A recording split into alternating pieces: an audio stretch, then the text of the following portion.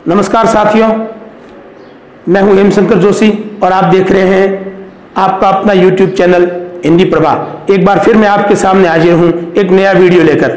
साथियों, पिछली बार हमने अल्प प्राण और महाप्राण ध्वनियों के बारे में पढ़ा था और उससे पहले हमने घोष और अघोष ध्वनियों के बारे में पढ़ा था। उम्मीद करता हूं कि आपने वो वीडियो देखे होंगे। नहीं देखे हैं तो अब देख लेना, क्योंकि जब तक ये वीडियो आप नहीं देखेंगे तब तक हम आगे की बातें अच्छी तरह नहीं समझ पाएंगे। इनको समझने के लिए, इनको स्पष्ट करने के लिए पिछले वीडियो देखने आवश्यक है। आप इस वीडियो को अधिक से अधिक लोगों तक पहुंचाएं, शेयर करें, लाइक करें, सब्सक्राइब करें, ताकि जो परीक्षार्थी प्रतियोगी परीक्षाओं से जुड़े हुए हैं उनको अधिकतम लाभ मिल सके। आज मैं एक नया विषय लेकर उपस्थित हुआ हूं, उच्चारण स्थान के बारे में। हालांकि हम पिछले वीडियो में इसकी चर्चा कर चुके हैं, लेकिन आज इसे थोड़ा विस्तार से समझाने के लिए मैं यहां उपस्थित हुआ हूं। आप देखिए, उच्चारण के जो स्थान है उसके बारे में हमने पहले भी जिक्र किया था। कंठ, तालु, मूर्धा, दंत, ओष्ठ, नासिका, जिह्वा, इन सभी के सहयोग से हम ध्वनियों का उच्चारण करते हैं, चाहे वो स्वर ध्वनियां हो, चाहे वो व्यंजन ध्वनियां हो। इनका उच्चारण इनके सहयोग से इन उच्चारण स्थानों से किया जाता है। पहले मैं इन उच्चारण स्थानों को क्रमशः स्पष्ट करता हुआ आगे बढ़ूंगा।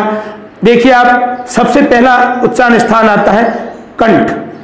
कंठ स्थान कौन सा होता है, इसको समझने में कई विद्यार्थी भ्रमित हो जाते हैं। मैं आपको बता दूं कि हम जब ध्वनि का उच्चारण करते हैं तो ध्वनि का मूल उच्चारण स्थान नाभि होता है, और नाभि स्थान से ध्वनि जब उच्चारण के लिए ऊपर की ओर उठती है तो सबसे पहले आकर जहां विराम लेती है उस स्थान को कंठ स्थान कहते हैं। वह स्थान बाहर से मैं इस प्रकार बता सकता हूं कि हमारे स्वर तंत्रियों के ऊपर यहाँ गले में जो स्थान होता है उसको कंठ स्थान कहते हैं। उसके बाद में बारी आती है तालु की। तालु उच्चारण स्थान जो है यह हमारे ऊपर वाले दांतों के पिछले मसूड़ों से थोड़ा सा ऊपर स्थान जो होता है, दांतों के पीछे मसूड़े हैं और मसूड़ों से थोड़ा सा ऊपर तालु है, उस स्थान से ध्वनियों का उच्चारण किया जाता है। उसके बाद में आता है मूर्धा, जो सबसे ज्यादा विद्यार्थियों को भ्रमित करने वाला उच्चारण स्थान है। समझ नहीं पाते कि मूर्धा स्थान कौन सा स्थान है। साथियों, मूर्धा जो है वह तालु से थोड़ा और ऊपर सिर की ओर उच्चारण स्थान है, जो ट बोलने पर आपकी जीभ जहां लपेट खाकर जाती है, ठ बोलने पर आपकी जीभ जहां जाती है, उस उच्चारण स्थान को हम मूर्धा स्थान कहते हैं। मूर्धा का शाब्दिक अर्थ आप शब्दकोश में देखेंगे तो आपको मिलेगा सिर, शीर्ष। साथियों, एक शब्द के माध्यम से मैं इसको थोड़ा सा बता दूं आपको कि आपने कई बार मूर्धन्य शब्द सुना होगा। ये मूर्धन्य शब्द विद्वानों का विशेषण है, या कोई उच्च कोटि का व्यक्ति होता है उसका विशेषण माना जाता है। इस मूर्धन्य शब्द की रचना मूर्धा से हुई है। मूर्धा का मतलब सिर होता है और मूर्धन्य का मतलब होता है सबसे ऊंचा, सर्वोच्च, सर्वश्रेष्ठ, शीर्षस्थ, इस प्रकार के अर्थ लिए हुए है ये मूर्धन्य शब्द। तो मूर्धा स्थान जो है वह उच्चारण स्थानों में सबसे ऊंचा सिर की ओर का जो स्थान है वह मूर्धा कहलाता है। उसके बाद स्थान आता है दंत। दंत स्थान आते ही कई बार विद्यार्थी इस बात को लेकर भ्रमित हो जाते हैं, क्योंकि दांत ऊपर और नीचे दोनों तरफ है, तो कौन से दांत माना जाए।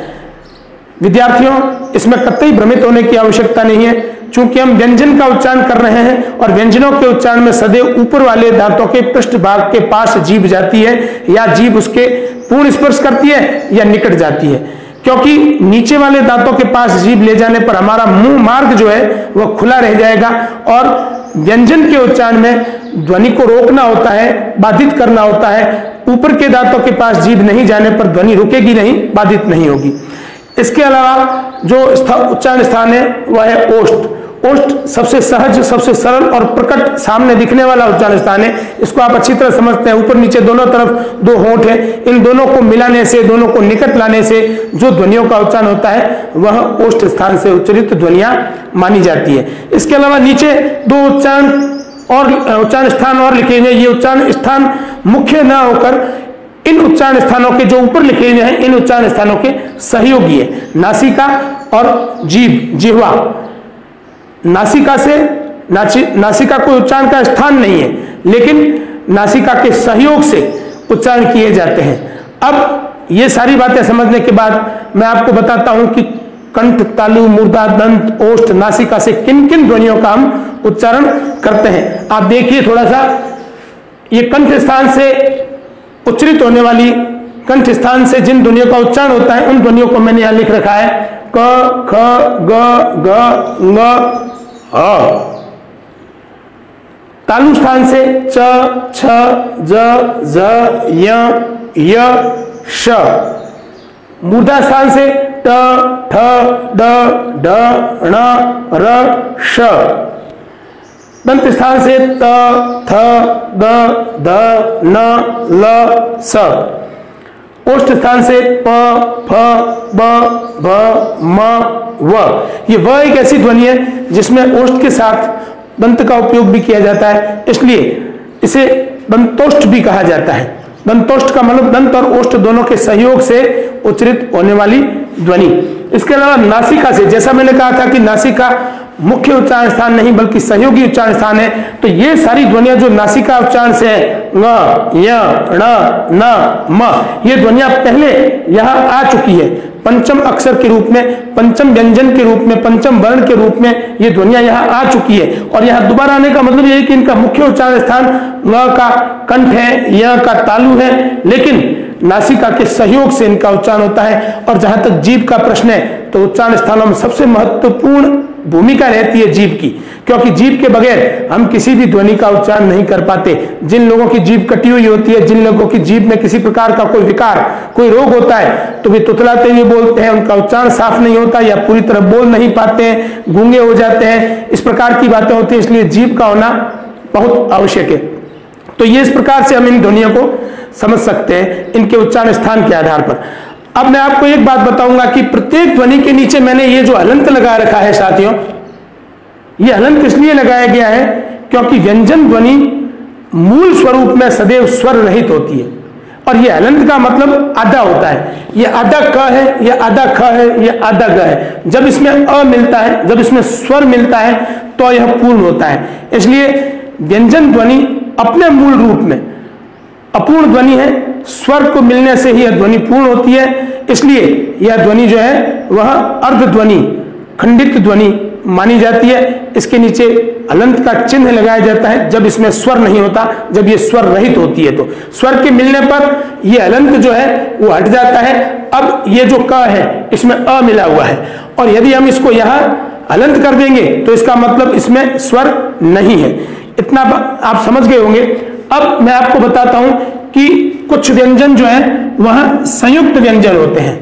आप देखिए ये जो व्यंजन है इनको संयुक्त व्यंजन कहा जाता है। संयुक्त इसलिए कहा जाता है क्योंकि दो भिन्न ध्वनियों के मेल से इनकी रचना होती है।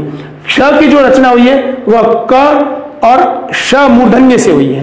त्र की रचना त और र से हुई है। यहां य लिखा हुआ है, इसकी रचना ज और य से हुई है।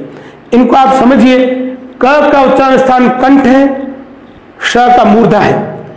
तो ये क्ष जो उच्चारण है इसमें दोनों उच्चारण स्थानों का, क्ष ध्वनि के उच्चारण में दोनों उच्चारण स्थानों का उपयोग किया जाता है।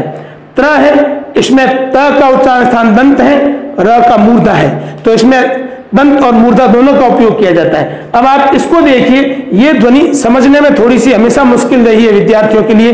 इसलिए रही है क्योंकि हम इसका प्राय हिंदी में एक प्रचलन है ऐसा कि इसका उच्चारण हम ज्ञ करते हैं, जबकि संस्कृत के विद्वान या संस्कृत के जानकार या संस्कृत के विद्यार्थी इसका उच्चारण ज्ञ करते हैं, क्योंकि इस ध्वनि की जो रचना हुई है वह ज और य से हुई है। आप इसको अच्छी तरह समझ लें, इस पर प्रश्न आते हैं परीक्षा में। इस ध्वनि की रचना ज और य से हुई है, इसलिए इसका उच्चारण भी ज्ञ ही माना जाता है, ज्ञ। अब आप समझिए कि ये ज और य ये दोनों एक ही वर्ग में आते हैं, तालु वर्ग में आते हैं। उच्चारण स्थान के दृष्टिकोण से च वर्ग के हैं, इसलिए इसका उच्चारण स्थान जो है वह तालु और साथ में ये नासिका के सहयोग से किया जाता है, इसलिए इसको ज्ञ बोला जाता है। ये कुल मिलाकर व्यंजनों के उच्चारण स्थान के आधार पर मैंने आपको समझाया है। आशा है, उम्मीद है आपको समझ में आया होगा।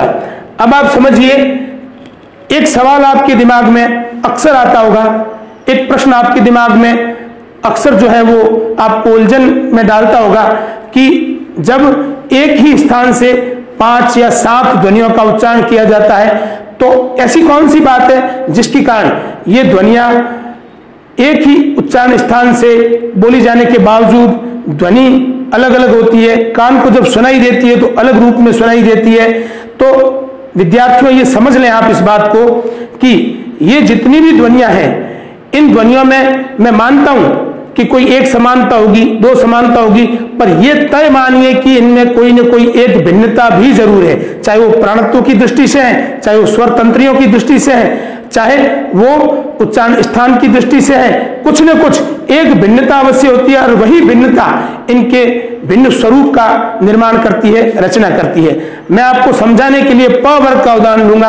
अक्सर मैं प वर्ग का उदाहरण इसलिए लिया करता हूं कि प वर्ग जो है वो विद्यार्थियों को दिखने वाला उच्चारण स्थान है। इस उच्चारण स्थान से विद्यार्थी अच्छी तरह समझ सकते हैं। आप देखिए, जब हम प बोलते हैं और फ बोलते हैं तो ये दोनों एक ही उच्चारण स्थान से बोली जाती है, ओष्ठ से। बावजूद इसके लिए प और फ में अंतर है। ये अंतर क्या है उसको आपको समझना है। प और फ साथियों दोनों ही अघोष ध्वनियां हैं, ये दोनों ही अघोष ध्वनियां, ये इनमें समानता है, किंतु एक अल्प प्राण है, दूसरी महाप्राण है। ये भिन्नता भी है, ये भिन्नता भी है। और इसी भिन्नता के कारण प में कम प्राणवायु का उपयोग होता है, फ में अधिक प्राणवायु का उपयोग होता है। इसी प्रकार क और ख को ले लीजिए, क और ग को ले लीजिए। यहां क अघोष है, ग घोष है, दोनों अल्प प्राण है, ये समानता है। किंतु एक भिन्नता भी है कि क अल्प अघोष है और ग घोष है।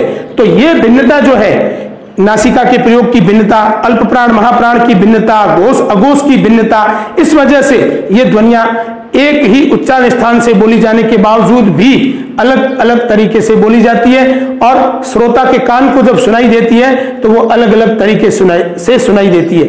आज के इस वीडियो में इतना ही। अगले वीडियो में एक नया विषय लेकर मैं फिर उपस्थित होऊंगा।